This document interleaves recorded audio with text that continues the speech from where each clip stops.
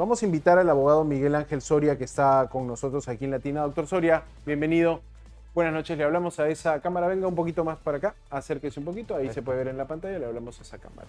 Bueno, primero, la noticia llega por el hecho de que el Tribunal Constitucional entiende que estamos ante un caso de una violación del derecho de ser juzgado en un plazo razonable, ¿no? O sea, que se está vulnerando el derecho de Daniel Urresti de ser juzgado más allá de la incluso extensión de la prescripción, ¿no? 30 años, dijeron. Más de 30 años pasaron y no lo juzgaste, inválido el juzgamiento del año 2023, ¿no? Así es. O sea, el Tribunal Constitucional se va hasta el plazo máximo de la prescripción.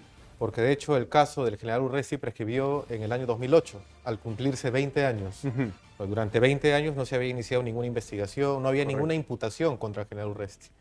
El punto es que ya había habido un proceso previo contra Vidal Sambento y Laver Hernández, que habían sido condenados ya por el asesinato del periodista Bustíos. Y otros dos militares. Exacto, sí.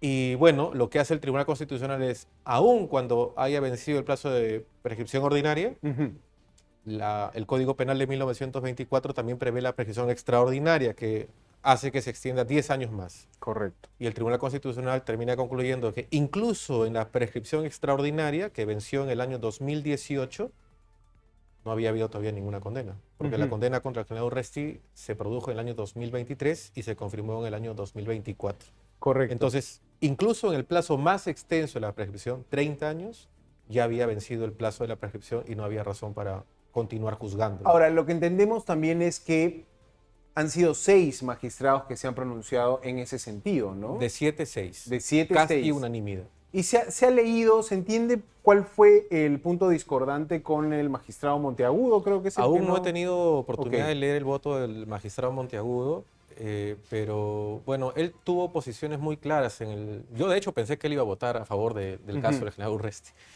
porque me parecía convencido de que había habido una arbitrariedad del Poder Judicial al aplicar costumbre internacional de manera retroactiva, es más, sin que necesariamente se haya determinado la existencia de una costumbre internacional que aplicó la Corte Suprema en el caso del general Urresti, e incluso la aplicación de manera retroactiva del Estatuto de Roma en la Corte Penal Internacional. Fueron preguntas muy puntuales del magistrado Monteagudo.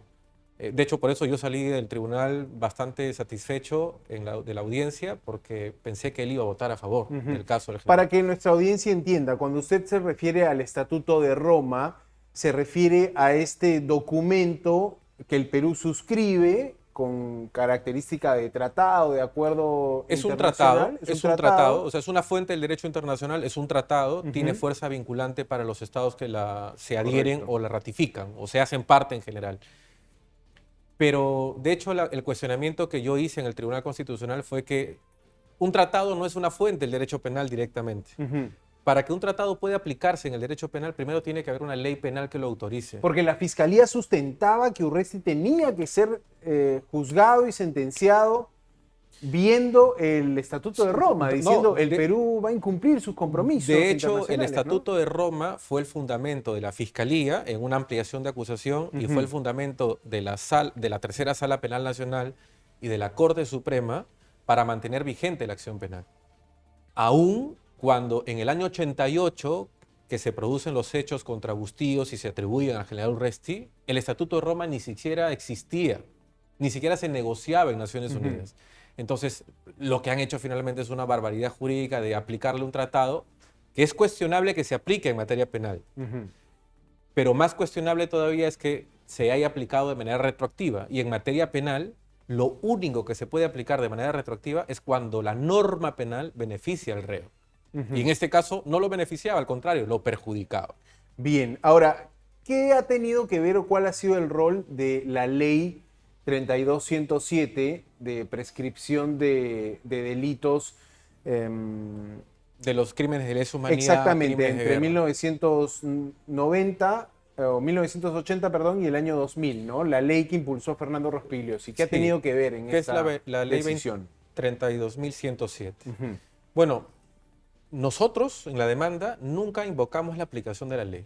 Lo que invocamos en la demanda es que la Corte Suprema, antes de resolver definitivamente en segunda instancia este caso, pese a que esa ley estaba vigente, y por tanto de obligatorio cumplimiento por todos los jueces de la República, nunca expresó un fundamento de por qué no lo aplicaba al caso concreto. Correcto. Nunca. No dijo absolutamente nada. Lo que nosotros demandamos allí fue violación de la debida motivación de resoluciones judiciales. Sin embargo, el Tribunal Constitucional ha tenido una posición diferente, siguiendo además su línea jurisprudencial cuando declaró constitucional la Ley 30 de 2107, indicando que para el caso del general Urresti también aplica la Ley 30 de 2107, aun cuando nosotros no la hayamos invocado. De la prescripción. Así es. Pero lo que está delito. en el fondo, detrás de la Ley 30 de 2107, en realidad no es nada nuevo. Digo, porque no es poca cosa que el TC haya sacado la Ley 32.107 y haya dicho, yo la estoy aplicando, como diciéndole a todos los jueces, si yo la aplico, todos La tienen deberían que aplicar aplicarla, igual, ¿no? exacto. Bueno, esa es la regla, en realidad. O sea, la Ley 30 de 2107 no ha sido declarada inconstitucional por el Tribunal Constitucional, por tanto tiene todos sus efectos. Ha sido declarado constitucional por el Tribunal Constitucional, pero pese a eso, lamentablemente hay jueces en el Poder Judicial, especialmente en el sistema de la Corte Superior Nacional, en el que aplican control difuso, y yo no entiendo hasta ahora las razones. Bueno, los jueces alegan y los fiscales también dicen que es una ley incompatible con la Constitución. No lo es. O sea, si el Tribunal Constitucional, que es la máxima autoridad, la que dice qué cosa es la Constitución, dice que no es inconstitucional, los jueces no tienen nada que hacer ahí. Bueno, justamente creo que ahí reside, digamos, la trascendencia de este fallo, de este Sí, pronunciamiento por del TC, por eso lo ponía sobre la mesa. Ahora, no declaran inocente a Daniel Urresti. Sí, ahí también es importante hacer una precisión. Ni siquiera los jueces penales, en un caso concreto, cuando juzgan a una persona a la que se le atribuye un delito, declaran que esa persona sea inocente. Bueno, no Ni declaran siquiera la no culpabilidad. Declaran, absuelven porque no hay pruebas, o porque hay insuficiencia de pruebas, Correcto. o porque hay una presunción, un indubio pro re, una duda a favor del reto. Pero ningún juez de la República del Perú Clarísimo. dice, esta persona no es culpable, es inocente. Lo decimos Ninguno. más bien de manera didáctica porque el propio Urresti en sus redes sociales, su familia dice inocente, ¿no? Como dando una idea jurídica que no se ajusta Es que a este en caso. realidad sí lo es, porque lo que nosotros, y aquí yo tengo derecho, aun cuando la sentencia me favorezca, la del Tribunal Constitucional, la favorezca al general Urresti, también creo que ha debido de pronunciarse sobre otros puntos que nosotros hemos expresado Por muy ejemplo, claramente en ¿cuáles? la demanda. El general Urresti ha sido condenado por un delito que en el año 1988 no existía. Ese es el delito asesinato con alevosía. Y uno revisa el Código Penal de 1924, que es el código aplicable, busca el artículo 152, que donde está el delito de asesinato, busca la palabra alevosía. En todo el código, Creo que se refiere más bien a explosión. No existe. A un asesinato con posterior gran explosión. crueldad, Gran- explosión. De hecho, por esos delitos fue acusado, igual que Laver Hernández y Vidal Sanbento. Pero finalmente lo condenan, y además de manera sorpresiva, por el delito de asesinato con alevosía, cuando ese delito no estaba expresamente previsto en el Código Penal. Y el principio de legalidad establece, no hay delito sin ley penal escrita. No existía. Ahora, ¿Qué doctor, hizo la Corte Suprema? sí. Solo para que tengas claridad Para de cerrar la la idea, arbitrariedad sí. de todo esto. La Corte Suprema, cuyo razonamiento nace en la Sala Penal Nacional, dicen, miren, alevosía se parece a otra agravante que está en el Código Penal de 1924 que se llama perfidia. Y lo que hicieron fue analogía penal. Dijeron, la alevosía es Es perfidia. esa intención, es ese añadido, Hicieron digamos, esta que va. analogía. Ok. Alevosía es perfidia no es alevosía, se parecen, se le aplica alevosía. Ahora, y fue además confirmada o ratificada la sentencia por la Corte Suprema. Eso ¿no? es lo extraño. O sea, se tratan de jueces con la mayor trayectoria en el Poder Judicial, jueces supremos, que han confirmado esa barbaridad. Claro, usted dice extraño, pero los deudos de Bustillo dicen más bien, estos son los jueces que hicieron lo correcto. Es que yo entiendo el dolor de los deudos. Yo entiendo. O sea, cuando una persona, una familia es víctima de violaciones de derechos humanos, de un familiar que haya fallecido, así, haya sido víctima de cualquier delito, uno entiende el sentido de justicia. Pero no necesariamente todo eso está acompañado con lo que está previsto en la ley. Se dice, por alguna ONG, de que el caso Bustillos ha quedado en la impunidad. No, porque el caso Bustillos ya tiene dos personas responsables, Vidal Sanbento y Laver Hernández. Bueno, lo dice, y permítame citar a la Asociación Nacional de Periodistas, a la ANP, una institución que tiene 97 años. Dice, lamentablemente este fallo reabre el único ciclo de impunidad de casos de periodistas asesinados que había llegado a la justicia con sentencia firme. ¿Las sentencias de los militares que me mencionó son sentencias firmes? Firmes, y ya cumplieron su condena, ya están en libertad. Correcto. Bueno, es parte de la reacción que tiene el gremio periodístico. Y yo comprendo, pero... Porque es el gremio al que pertenecía Sí, Hugo Bustillo, claro, ¿no? y yo comprendo, o sea, evidentemente los abogados nos vamos a solidarizar con los abogados y los periodistas con los periodistas, pero aun cuando sea respetable y legítimo ese comunicado, no tiene razones jurídicas. O sea, no hay ningún pronunciamiento de si es que es correcto o no es correcto el tema de la prescripción, o si es correcto o no es correcto es que se le haya aplicado un tratado en materia penal de manera retroactiva al general Urresti. Ahora, no cabe la posibilidad de un perdón, no cabe la posibilidad de resarcir a la familia retóricamente desde la propia, desde el propio Daniel Urresti, no cabe ese paso, digamos, que suele ser, digamos, no en lo jurídico, sino más bien en lo ético, en lo moral, en decir, bueno... Es que eso sería aceptar una responsabilidad penal que él nunca ha cometido. Si tú revisas la sentencia en primera instancia y la sentencia en segunda instancia, vas a encontrar cosas que en realidad ni siquiera son posibles en la práctica. Cuando Vidal Sambento y Laver Hernández fueron condenados la primera vez, los hechos son los siguientes. 6 militares apostados en una casa abandonada dispararon contra Bustillos y Rojas, que estaban en la moto. Hieren gravemente a Bustillos, Rojas logra escapar. Y es Vidal Sambento el que se acerca a Bustillos y lo coloca una granada, hace que explote la granada y finalmente muere Bustillos. Más de 20 años después, ya no son 6 militares apostados en una casa abandonada, sino son 4 militares. 2 militares de un lado y 2 militares al frente. Ahí entra Urresti, digamos. Y ahí ya no es Vidal Sambento el que pone la granada, sino es Daniel Urresti el que pone la granada. Y eso es lo que no se ha podido probar. Que no, es imposible. No pueden haber habido en el caso 2 granadas. Hugo Bustillos lamentablemente murió por la explosión de una granada.